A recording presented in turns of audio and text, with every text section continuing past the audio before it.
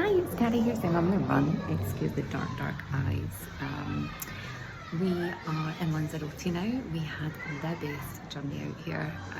For anyone that lives local to the area, Prestwick Airport was exceptional. It's such a small airport and it's only Ryanair that fly out of there, and honestly it's even the minute we got there, so we paid for the car park one, which is the one that's right at the terminal, so we're literally the front row of the terminal building. We got in there, the check-in staff were incredible. They made sure that my kids had the like down as having a disability needing special assistance, so they've done that for the way in and the way out as well, and their names were actually called when it was time for us to board, so that they specifically came up. Faith had some fun on the escalators, going up and down the escalators, so she's terrified of escalators, so we were actually 10 minutes early for check-in, so we had to wait, and yeah, she went up and down the escalator, got video of her, she was saying take my picture, she was so proud of herself. So this is the first moment that I've actually recorded a video 2 or 3 times before, but the kids are in full on they tell you about their kind of special interest mode, so every time I go to put the video on I don't get a chance to speak.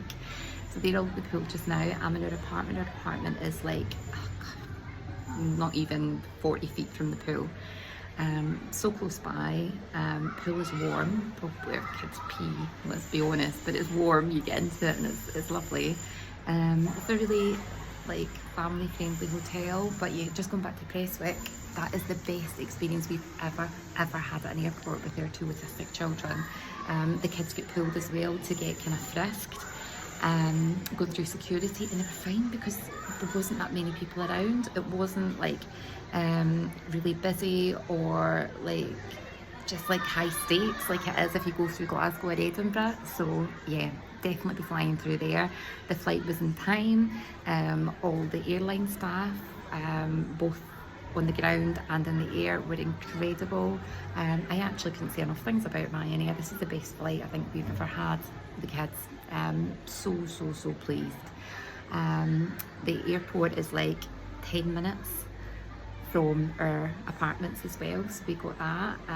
We had a lovely night last night, so we went back to a restaurant that we went to last year.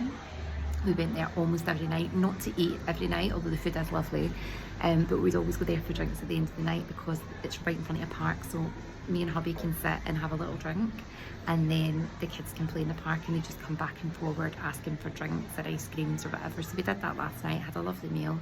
Everything was going great until it wasn't. So kids ended up knocking lumps at each other. My hubby had to go running from the restaurant over to separate them.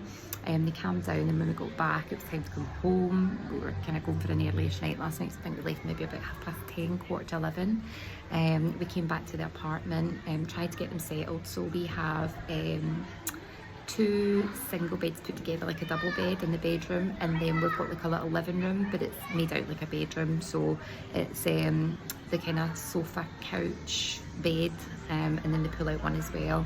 And it was like magical beds last night. I couldn't split myself in 2. Both children wanted to sleep with me and neither of them were giving up, and eventually after quite some time they ended up settling in the room together, but not before we'd done musical beds about 600 times. But once we actually got to sleep, it was bliss. It was a comfortable bed. Everything's been going well like that. Harry's been up and down. Harry's really regressed, I've noticed. I think I'm going to get in contact with the GP when we go home about if there's any therapies or anything available that we can start taking him to, but I've noticed that he's becoming even more now. Harry is only 8, he's 8.5, nearly 9 actually, and it'll be 9 in September. And he is becoming really regressed. Like, obviously we've talked about encopresis before, so he's still soiling himself every day, numerous times a day. But he is also like tantruming, like not, and I don't mean like meltdowns, I mean like tantrums, or like if he doesn't get his own way right away, that's it, and he has a screaming hissy fit, and it's not just bad behaviour, you can tell, because once he calms down you can kind of talk it through, and I think we expect too much. I think we forget he actually has profound autism. Like, he's not, I hate using low functioning, high functioning, because that's how autism works for the person that's not autistic. But because I think that he can communicate a lot, although he sounds very childlike, he doesn't sound 8 years old. but whilst he can communicate, I think we expect more than what he strictly is capable of. Although I would always err on the way of expecting more, because I think if you expect more, you get more.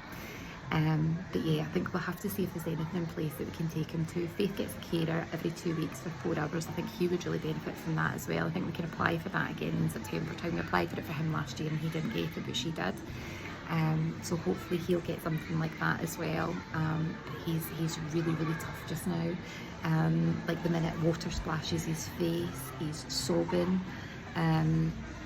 Yeah, it's getting really hard. I don't think unless you live it, you can't truly. I mean, it sounds like little incidental things that aren't anything, but when you're trying to live it, it's really hard, really hard. Like even my mum said that just before we came out here.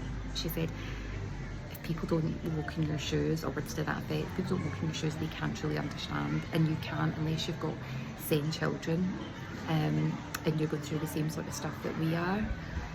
I don't think you can understand it, because it sounds like little niggly things, but it's not. It's your life, and it's constant. It's absolutely constant. But anyway, I've had that little catch up. We are going to relax a bit longer. Said both kids are at the pool just now, so Harry was defiant, really defiant. He wanted to come back here earlier, so we've actually got a couple of sun loungers on our terrace. Sun's just kept round here now, so I'm catching the sun. Both kids are in the pool with Dad at the moment, and we're just going to do that. We're just going to work in a way that suits our family. So if that's between here and there, I've just given up the fact that I'm going to get a proper tan this time. But yeah, we'll just go away what works for us and what causes minimum disruption, minimum stress for us all. And if that doesn't look like everybody else's holiday, then that's the way it's going to be. But we've always got our evening to look forward to, where we have a couple of drinks in our little bar and the kids play in the park, and hopefully that will make it so much worth it. Take care, bye.